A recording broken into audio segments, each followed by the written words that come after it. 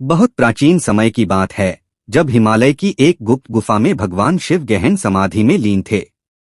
उस गुफा के बारे में कहा जाता था कि वहां समय भी रुक जाता है। पर उसी समय एक असुर जन्म ले चुका था। उसका नाम था कालमुख। कालमुख कोई साधारण असुर नहीं था। वह वेदों का ज्ञाता था, तपस्वी था और उसका एक ही लक्ष्य था, शिव के रहस्य को जानना।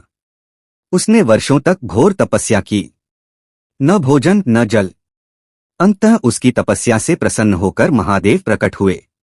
वर मांग असुर, शिव ने शांत स्वर में कहा। कालमुख ने सिर झुकाकर कहा कि महादेव, मैं यह जानना चाहता हूं कि आप विनाशक होकर भी करुणा के देव क्यों कहलाते हैं।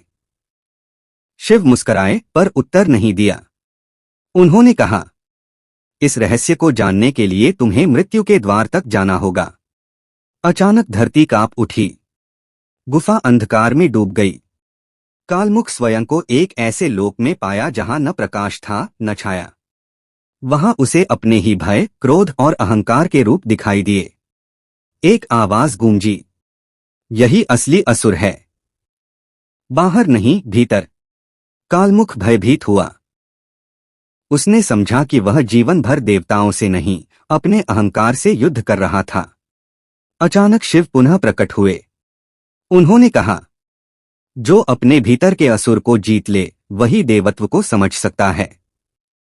कालमुख की आंखों से आंसू बहने लगे। उसका शरीर भस्म में बदलने लगा, पर उसका अहंकार नष्ट हो चुका था। अंत में केवल एक शांत ऊर्जा शेष रह गई। शिव ने उस ऊर्जा को अपने त्रिशूल पर धारण कर लिया और कहा, यह कथा स्मरण रखना, असुर का अंत शरीर से नहीं, अहंकार से होता है। और तभी से कहा जाता है कि आज भी उस गुफा में जाने वाला व्यक्ति अपने भीतर का सत्य देख लेता है, चाहे वह देव हो या असुर।